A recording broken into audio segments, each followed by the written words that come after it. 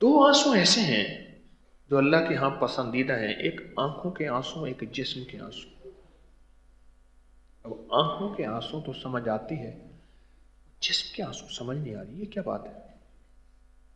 جسم کے آنسو وہ پسینہ ہے، پسینہ۔ حضرت صدیق اکبر رضی اللہ تعالیٰ عنہ مسجد میں کھڑے تھے تو ایک شخص کو دیکھا،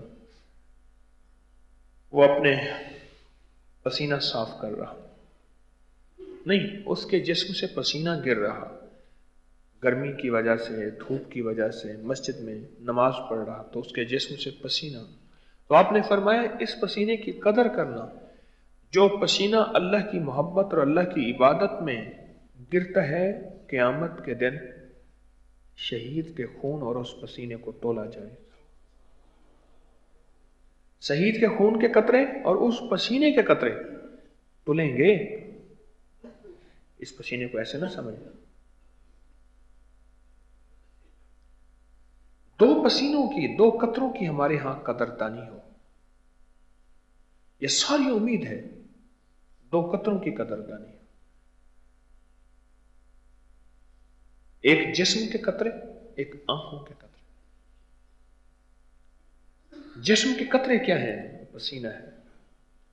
سخت گرمی میں مشقت، نماز کے لیے، تسبیح کے لیے، تسبیح خانے کے لیے، کسی کی مسئلے کی، کسی مسلمان کی یا کسی غیر مسلم کی خدمت کے لیے،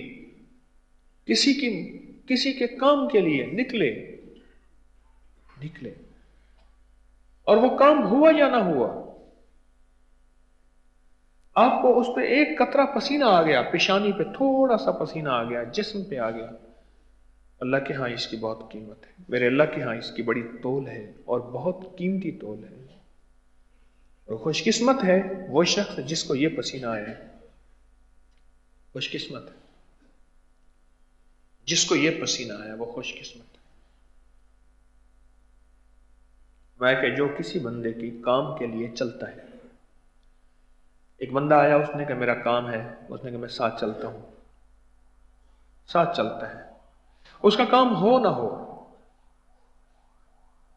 اللہ پاک اس کو جہنم سے 10 خندقیں اس کو دور کر دیتا ہے، اور ایک خندق کی لمبائی زمین سے لے کر آسمان تک ہے، صرف کسی کے لیے کام کے لیے چلا، اس کا کام ہو گیا، اس کا کام نہیں ہوا، لیکن یہ خلوص دل سے، سچے دل سے اس کے ساتھ چلا، یہ قدموں کی عبادت ہے، یہ ساری امید ہے۔ جسم کے ہر حصے کی عبادت بخشش کا سامان ہے، آخرت کا سامان ہے، جسم کے ہر ایک حصے کی عبادت۔ وعبقری حسان